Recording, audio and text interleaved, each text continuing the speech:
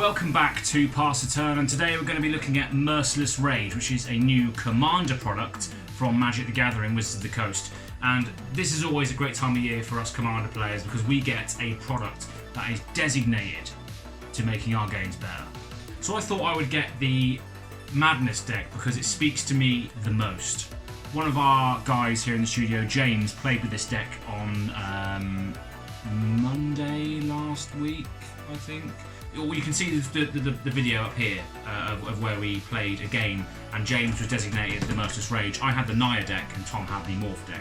So you can go and check out a gameplay video up there, but I thought I would purchase this because this speaks volumes to most of my decks that I run outside of the pre-con. So let's get straight into it and open this baby. Not actually open the baby because that would be absolutely vile. Okay, so the box is gone. Now, with these products, you always get an oversized command card, which I love because what you could do is if you know you're going to be using your commander as the oversized card, you can use the actual version of the card in another deck, or even just trade it with friends, or if they want to use it for something else in one of their other decks that they're not the commander of, you know, share the love. Why not use a big, oversized commander card to represent your love for the commander in question? That's what I say. I've got a Winggrace up there somewhere as well from last year. So this is Merciless Rage. Let me just go through Anya Falconwrath herself. So she is a Rakdos and one other, and she's a legendary creature vampire. So she's a 1/3 haste, so she can act as soon as she comes in, basically. And you can tap her to discard a card and draw a card. So you can tap her to loot, basically. And whenever you discard a card with Madness, you can untap her. So she is full of Madness cards in her deck, which allows her to rinse this looting ability. So yeah, let's just get back into it and see what cards are in the deck. I have looked at the deck list, but there's nothing better than just going through it and just going through what you can use in. I mean, I'm a massive Commander player, but I don't really use the pre-cons. I just buy the pre-cons for the cards that I want, and when I come across them, I will show you and explain to you where they're going to be going in their respective decks. So let's open the cigarette packaging. So the first card obviously we have is Anya Falconwrath with her little proper playing card size. So I've already explained how Anya works and what she wants to do to become really, really effective. Then we've got Chainer, the Nightmare Adept, which is another commander you can use in the deck. So he is a legendary creature human minion for Rakdos and 2, and you can discard a card as many times as you like. No, never mind. I read the text underneath. However, discard a card. You may cast a creature card from your graveyard this turn. Activate this ability only once each turn. So this is great for fueling your graveyard with huge creatures because whenever a non-token creature enters the battlefield under your control, if you didn't cast it from your hand, it gains haste until end of turn. So you can dump your graveyard dump your library in the graveyard with Chainer and then reanimate it with haste, which is fantastic if you're just looking to cheat stuff out. So Chainer, an awesome graveyard recursion card. And then we have Graven, the Predator Captain. Quite an interesting one. Rakdos and 3 others. Legendary creature, human warrior with menace. So he's a 5/5 menace. So he's difficult to block, which is always good when considering your commander. So he gets +X+0, where X is the amount of life you've lost this turn. So he can get massive if you've paid a lot of your life away or lost a lot of life from something. And whenever he attacks, you may sacrifice another creature. If you do, you draw a card equal to that creature's power and lose life equal to that creature's toughness. So it's card draw on a stick, and as well as that, it fuels his ability as well for getting through some massive commander damage. So again, a really, really interesting card built on sacrificing your own creatures, losing life, and getting him huge. Maya in Misery. This is a not a legendary sorcery, an uncommon sorcery. Each opponent sacrifices a creature or enchantment. So it's enchantment removal in black. Has that ever been seen before? I'm not sure if it has. Regardless, it's decent. If you've got no creatures out, you're playing an enchantment deck, that is an answer in black. Interesting. Hate Mirage. Costs 1 red and 3 others. Sorcery. Choose up to 2 type creatures you do not control. For each of those creatures, create a token that's a copy of that creature, and that token gains haste. Exile them beginning the next end step. So that's awesome for stealing other people's creatures or utility creatures and using them against your opponent. Always good to see that in red. stealing people's strategies, which is awesome. Bloodthirsty Blade. This is a nice little card which gives a equipped creature +2/+0 and is goaded. The great thing about this card is that you can equip it to target creature an opponent controls for 1 mana. So therefore, you're goading their creature, and goaded means that they have to attack someone other than you, basically. So that's awesome for just instilling a bit of chaos in black and red. Scaretiller is sort of like Ramp, really. So he's a 4-cost artifact creature scarecrow, 1/4. Whenever he becomes tapped, you may put a land card from your hand onto the battlefield tapped. So again, if you attack with him or he becomes tapped, you can just drop a land onto the battlefield tapped. Or you can return a target land card from your graveyard to the battlefield tapped. So again, if you sacrifice some lands for whatever reason, this could be quite good. Scaretiller. Big Game Hunter. This is quite good in the sense that it's a human rebel assassin. It's a 1/1, but when he enters the battlefield, destroy target creature with power 4 or greater, and it can't be regenerated with a madness cost also. So if you have to discard him, you can come out and destroy target creature with power 4 or greater. This will probably go in my upcoming Yarok deck, so this is awesome. I really like it for getting rid of those big threats. And he's really cheap as well, costs 3 mana, and if you have to discard him, he costs 1. 1 mana. Call to Netherworld. Costs 1 swamp, sorcery. Return target black creature card from your graveyard to your hand with a madness cost of 0. So a great bit of recursion there as well. Awesome. Dark Withering. This is a instant. Costs 6 mana to play. Destroy target non-black creature, but its madness cost is 1 swamp. So again, really, really good if you're discarding it. It's removal for 1 mana. Really good. Fate of the Devoted, an enchantment for 1 black and 2 others. Whenever you cycle or discard a card, you may pay 1. If you do, each opponent loses 2 life and you gain 2 life. So a great draining engine on a discard stick. Gorgon Recluse. So this is another creature that has madness. It costs 3 colourless and 2 others. 2/4. Whenever it becomes blocked, whenever he blocks or becomes blocked by a non-black creature, destroy that creature at the end of combat. So it's basically Death Touch for non-black creatures. It is also has madness for 2, so again, really, really good for looking to discard it. Grave Scrabbler. This is a zombie which has madness of 1 black and 1 other. It's a 2/2. Whenever it enters the battlefield, if its madness cost was paid, you may return target creature card from your graveyard to its owner's hand. So again, another nice little body which will recur things as well and has a very, very cheap and effective mana cost when combined with madness. Murderous Compulsion. This is a sorcery which costs 1 mana and 1 black mana. Destroy target tapped creature.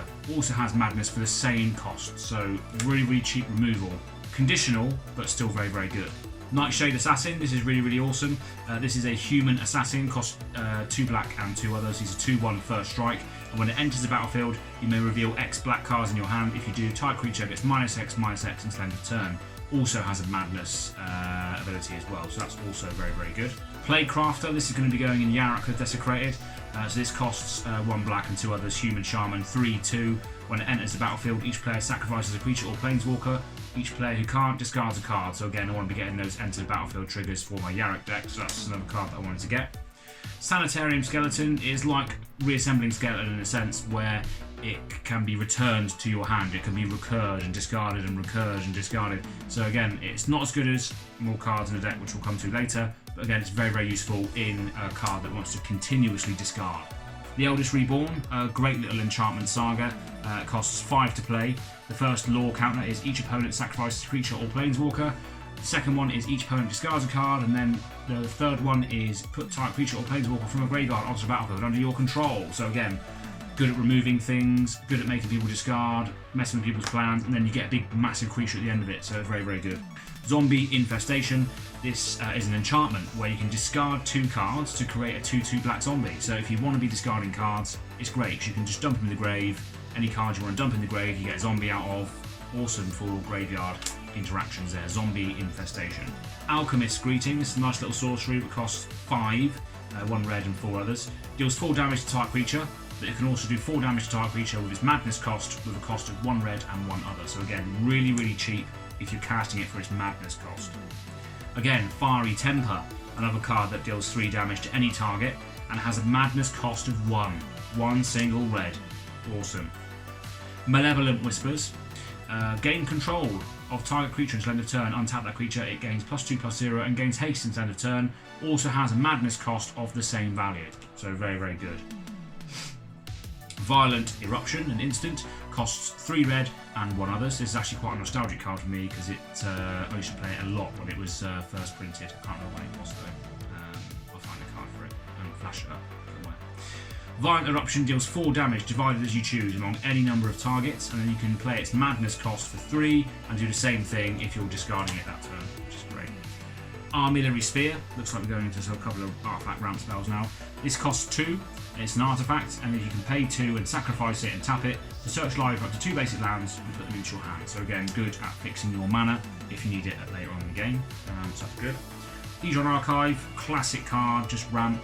Costs 4 to bring out, adds 2 to your mana pool, colourless, and then you can sacrifice it and pay 2 to draw 2 cards, which is really, really nice.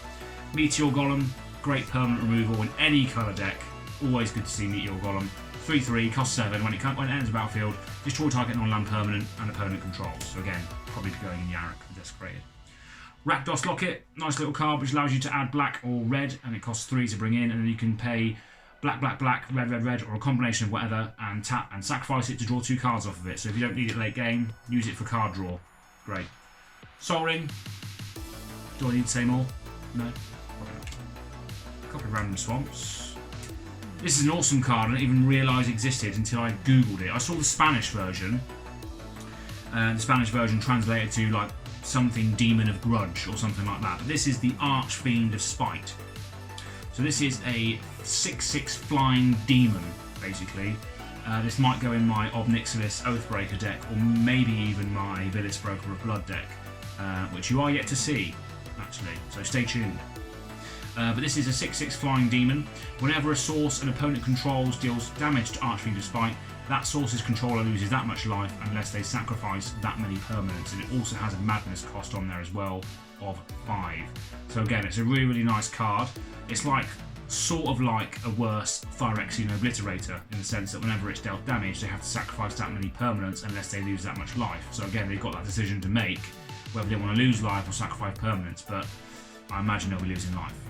Definitely. Archfiend of Spite, nice, awesome, new addition, new support for demons, which is lovely, which I always like. Bone Miser. Zombie Wizard, 4/4, costs 5 to bring out, 1 black and 4 others. Whenever you discard a creature, create a 2/2 black zombie, which is good. Whenever you discard a land, add 2 black. Whenever you discard a non-creature, non-land card, draw cards. That is just utility all round for cards or decks or stuff that is looking to discard. Because this guy gets you a benefit every time you discard any form of card, which is absolutely ridiculous. Love it. Curse of Fool's Wisdom. This is a nice little enchantment or a curse, which is always good to have upon you. Costs 6, enchant player. Whenever an enchanted player draws a card, they lose 2 life and you gain 2 life. So this is ridiculous. If you whack this on someone that's drawing ridiculous cards, like my Villis deck, for instance, I'm going to be losing so much life, and they're going to be gaining loads of life. And it's got madness as well. So this is horrible for cards that draw a lot of cards. Very, very horrible. Don't like that at all. This is a card that is ridiculously good. Kirik, son of Gormoth. Gormoth? Kirik, son of Yawgmoth. There's a discussion and reaction on this guy up there. Go and check it out. It's got loads of dislikes. People hate it.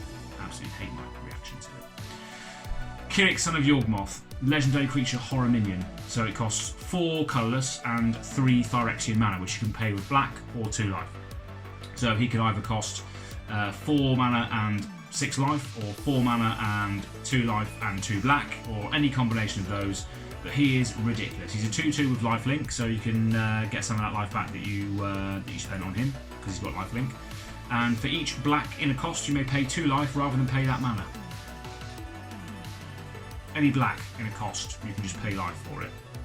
It's just stupid. Absolutely stupid. Whenever you cast a black spell, put a +1/+1 counter on Kirik, son of Yawgmoth. So you can spend loads of life paying all of these black spells, storming off, paying loads of life, he gets loads of counters, then you can swing in, gain that life back, do the same thing. It's just a ridiculous life with Kirik, son of Yawgmoth, and I cannot wait to put him in Villis, because if he was out and Villis was out, oh my god, that would be ridiculous. So stay tuned. I'm going to be taking Kirik to my commander session tomorrow at the shop and just people up. Yeah. Nightmare I'm making. This is the next one. Costs 5 mana. Sorcery, choose 1. Exile each creature with power greater than the number of cards in your hand, which is pretty good. Might have to go in Villis. Exile each creature with power less than the number of cards in your hand. So again, it gives you a bit of stability, and it exiles creatures rather than kills them. So again, it's a nice little board wipe, which can go either way, whether you have a lot of cards in hand or not many cards in hand. So again, could be quite useful in the future. Arnia's Ravager. Vampire Berserker costs 3, 1 red and 2 others. It's a 3/3, and he attacks each combat if able. Whenever he attacks, discard your hand, then draw 3 cards. So he wields you every single turn. He gets rid of your hands and you draw 3, which could be good in a deck like this. And he has a madness cost himself, so it's just absolute madness, really. No pun intended. Skyfire Phoenix, which commander deck would be complete without Phoenix, to be honest. This costs 4 mana, 2 red and 2 others. Phoenix, 3/3 flying haste. Whenever you cast your commander, return Skyfire Phoenix from your graveyard to the battlefield whenever you cast your commander. So he always comes back out, can always prove a little bit of a 3/3 flying threat. So yeah, nice little fiery Phoenix. Wildfire Devils. This is a nice little card. Costs 4 mana, 1 red and 3 others. A 4/2. When he enters the battlefield, or when Wildfire Devils enters the battlefield and at the beginning of your upkeep, choose a player at random. That player exiles an instant or sorcery card from their graveyard. Copy that card. You may cast a copy without paying its mana cost, which is really, really nice for just recurring big instants and sorceries that other people have used throughout the game, and it just instills a bit of chaos, a bit of stolen strategy. And if you like chaos or stolen strategy, check out my Atali deck up in the top corner and go and check that out. That is a dangerous deck, it really is. There's a couple of additions to that as well, but very, very dangerous deck, and that seems like a card that could go in there, just for stealing other people's ideas. Aeon Engine, this is really, really interesting. So it's a 5 cost artifact, enters battlefield tapped, and then you can tap it and exile it to reverse the game's order. So that really installs chaos. I really like the sound of that. Paradox A, we'll worry about that yesterday. Interesting. Okay, so we'll have a land, which we'll get to later. Boneyard Parley, already have one of these from Ixalan. Exile up to 5 target creature cards from graveyards. An opponent separates those cards into 2 piles. Put all cards from the pile of your choice onto the battlefield under your control, and the rest into their owner's graveyards. So again, gives opponents a choice of what evil they want to bring back to the field. And again, that can be really, really good late game. Champion of Stray Souls. I've actually got about 4 of these. Not very good, really, but let's read it again. I haven't read it in a while. So it's a Skeleton Warrior, has a 4/4, costs 6 to bring out, and you can pay 5 mana, 2 black and 3 others, sacrifice X other creatures, return X type creature cards from your graveyard to the battlefield.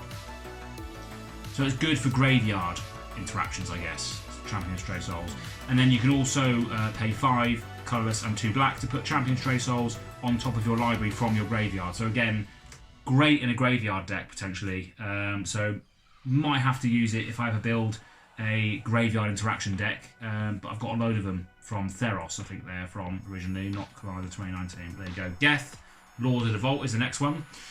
This is an awesome card. Costs 4 mana, colourless and 2 black. 5/5 legendary creature zombie of Intimidate, so it can only be blocked by black or artifact creatures.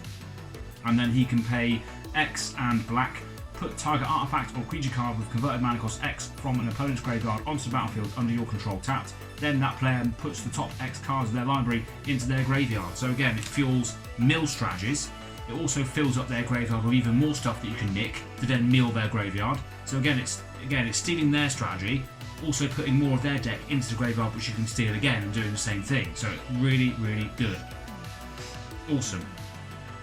I love this card of Merciless Reignited, and it's lovely to see the other artwork. So I've got the artwork from the Merciless versus Nissa dual decks. I've got that artwork in my Village Broker Blood deck, but I think I might switch it to this one because I like this one better. He's more sinister in this picture. He's like, oh, give me power. So yeah, Merciless Reignited costs 5 to bring out, 2 black and 3 others. It comes in with 5 loyalty. +1 is you draw a card and lose 1 life. -3, destroy type creature, and -8 whenever an opponent, well, target opponent gets an emblem with whenever a player draws a card, you lose 2 life. So that's great. You can just give them an emblem, which means whenever they draw a card, they're going to lose life. So that's awesome for draining them out at the end of the game if you can get to that emblem. Soul of Innistrad, a nice little bulk rare, costs 6 mana to bring out. This costs 2 black and 4 others, 6/6 with Death Touch. and you can pay 3 and 2 black, return up to 3 target creature cards from your graveyard to your hand while he's out, or you can exile him from your graveyard and pay the same cost to return up to 3 target creature cards from your graveyard to your hand. So again, great recursion in this deck by the looks of it, and you need that if you're going to be discarding loads and loads of different cards. So again, any sort of recursion is great in these decks where you want to be ditching stuff in the graveyard from discarding or what have you. Grimoire of the Dead.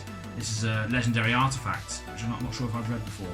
4 mana it costs to bring out, and then you can pay 1 and discard a card to put a study counter on it, and then you can tap it and remove 3 study counters from it and sacrifice it. Put all creature cards from all graveyards onto the battlefield under your control. They are black zombies in addition to their other creature colours and types. That is stupid. That is ridiculous. Remove 3 study counters from Grimoire of the Dead and sacrifice it.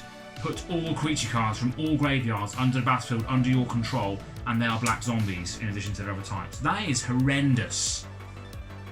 That needs to be removed if that comes out, because that is just madness. See what I did there? It's good, wasn't it? Asylum Visitor. This is a vampire wizard, costs 2, 1 black and 1 other, 3/1. At the beginning of each player's upkeep, if that player has no cards in hand, you draw a card and lose 1 life. It has a madness cost of the same mana cost that it has if you didn't cast madness. Again, nice little card. If people have no cards in hand, at the beginning of each player's upkeep, if they have no cards in hand, you draw an extra card and lose 1 life. So good for refilling your hand if you have nothing, or if someone else has nothing, basically. Beacon of Unrest. This is a really, really good card. Costs 5 mana, 2 black and 3 others. Put a target artifact or creature card from a graveyard onto the battlefield under your control, then put this back into your library, shuffle it back in. So again, recursion, but it also has recursion on there because it never gets put into the graveyard. It just goes back in, slides back into your DMs. I mean your library. So next one is Doomed Necromancer. This costs 2 colourless and 1 black. And he's a 2/2 human cleric mercenary, and you can pay black and sacrifice him to return target creature card from graveyard to the battlefield. So again, there's a lot of return stuff to the battlefield in this deck. So again, it makes me want to potentially take it apart for a graveyard shenanigans deck. Next one is From Under the Floorboards. This is a sorcery which costs 5, 2 black and 3 others, with a madness cost of black, black and X. Create 3 tapped 2/2 black zombie creature tokens and you gain 3 life. If this spell's madness cost was paid, create X of those tokens, you gain X life. So again, it's a nice little token generator for zombies, basically. Hedonist Trove. So this is an enchantment which costs 7 mana to get out. When it enters the battlefield, exile all cards from target opponent's graveyard. You may pay land cards exiled with Hedonist Trove. You may cast non-land cards exiled with Hedonist Trove. You can't cast more than 1 spell each way this turn. You may cast non-land cards exiled with Hedonist Trove. So it's good if you can pay for the cards that you exile. If you can't, it's just graveyard hate, really, and you can get extra lands out of it. So I was thinking maybe you could put that in Yarok because it has an end to the battlefield effect. But if you could spend mana of any colour to cast the cards that you exile with this, then that would be a different story. But it's okay, I guess. In Garrick's Wake is a great board wipe. It costs 9 mana. But it destroys all creatures and planeswalkers you do not control, basically. So it's a one-sided board wipe, which is always good. Overseer of the Damned, a nice little demon which comes in and destroys target creature. And then whenever a non-token creature opponent controls dies, you create a 2/2 black zombie, and it's a 5/5 flying demon. So again, nice little body with evasion, comes in, destroys something. Whenever a non-token creature opponent controls dies, you get another bit of token for your army. Again, an overall really, really good utility card, which actually appears in my Villas deck. I can see it now, so it's good to have another one of them. Arvicin's Judgment. Arvicin's Judgment. This costs 1 red and 1 other. Sorcery. Has Madness X as well. It deals 2 damage divided as you choose among any number of targets. If this spell's mana cost was paid, it deals X damage divided as you choose among those permanents and all players instead. So again, that's really, really good for utility. If you have to discard it, you can just suddenly blaze loads of stuff if you wanted, or you can just do a simple 2 damage. So again, it's just nice having these madness things on there because it gives you another avenue to explore if you do want to get it in your graveyard, which is great. Chaos Warp, one of the best red removal spells in the game of Magic. The owner of target permanent shuffles it into their library, then reveals the top card of their library. If it's a permanent, they put it onto the battlefield. So again, it's great for getting rid of that threat that you want to see gone. It can be replaced by another eggier threat, but you know, most of the time you want to get rid of that because it's affecting your plans. So again, Chaos Warp is the best red removal spell that you can get. It's nice to see another one in the deck. Flare of the Hatebound, which is really, really good. It's a devil, so it's a 4/2, costs 6 to bring out, 1 red and 5 others. And it has Undying, so when he dies, he comes back. And whenever Flare of the Hatebound or another creature enters the battlefield from your graveyard, that creature deals damage equal to its power to any target, which is great. So black and red graveyard recursion could be a good deck to build from if you don't want to build Madness, because there's a lot of cards in here that will do a lot of things from the graveyard. And Flare of the Hatebound is one of them. So if you had a massive creature in your graveyard and you had Flare of the Hatebound out and you zombified it back to play, it's like an it that betrays, that's going to do 11 damage to someone's face. It's just stupid. Flare of the Hatebound is great if you're running black and red graveyard shenanigans. Margus of the Wheel, great card. It's in my Atali deck because it allows me to wheel someone. This is where the wheel comes from. The wheel of, what's it called? Wheel of Fate or something like that. But another one is this one here, Margus of the Wheel. When you wheel, it means that in Magic you discard your hand and draw back up again. That's what happens when someone says, "Oh, I'm going to wheel." It means that they're going to discard their hand and draw that many cards. Basically, it's like a Pokemon card where you can discard all your hands, like a Professor Oak, basically. But yeah, so it's a 3/3 human wizard, costs 3, pay 1 red and 1 other, sacrifice it. Each player discards their hand and draws 7 cards. And I love that effect because it screws with your opponent's strategies as well. Next we have one of the golden pigs of the deck, and that is Squee, Goblin the Bob. So he's a little goblin and legendary creature. Can't be run as a commander, unfortunately. Costs 2 colours and 1 red, and he's a 1/1 goblin. At the beginning of your upkeep, you may return Squee, Goblin the Bob, from your graveyard to your hand. So with Anya, this is one of the best cards you can get because you can just literally just keep discarding him, bring him back to your hand. Discarding and bringing back to your hand every single turn. You don't have to get rid of other cards, albeit you could if you wanted to, but Squee is just going to be one of those cards that you can just keep chucking away and it keeps coming back, so it's really, really good for that Madness deck in that sense. Stromkirk Occultist. So this is a 3/2 trample vampire horror, costs 2 and 1 red.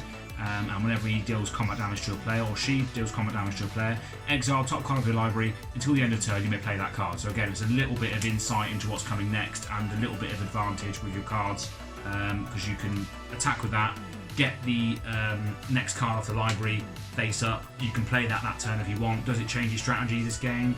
What happens when it gets exiled? What do you want to do with it, etc. So again, it changes your game in that sense. Gives you a little bit of insight. Warstorm Surge, this is awesome. Whenever a creature enters the battlefield under your control, it deals damage equal to its power to any target, which is outrageous. If you're running a lot of graveyard, enter the battlefield stuff, creatures coming in, creatures, you know, it's just, if you're running creatures coming out from the graveyard from your hand, it's going to deal its damage to any target. Its power, that's stupid. Warstorm Surge is ridiculously good. Needs to be dealt with if you're playing against it straight away. Blood Hall Priest. This is a vampire cleric, costs Rakdos and 2, 4/4. Whenever it enters the battlefield or attacks, if you have no cards in hand, it deals 2 damage to any target, and it has a madness cost on it as well. So again, useful. Key to the City. This costs 2, and it's an artifact, and you can tap to discard a card. Up to 1 target creature can't be blocked this turn. And whenever Key to the City becomes untapped, you may pay 2. If you do, draw a card. So that's really nice, actually. That will fuel any sort of graveyard tactics, and then whenever it becomes untapped, you can draw a card off of it. That's really good utility, like that. Awesome Solemn Simulacrum, new artwork as well, which is always nice. He is just a staple in any commander deck, really. When it enters the battlefield, search library for a basic land, put it onto the battlefield tapped. When he dies, draw a card. Fantastic. What else do you need? Another land. Yep. So I've just gone through all of the non-land spells. So there's some really awesome cards in there, which I can't wait to not only play with, but disassemble this and put these in other decks as well. Some of you may think it's criminal to disassemble a deck as soon as I receive it, but I don't care.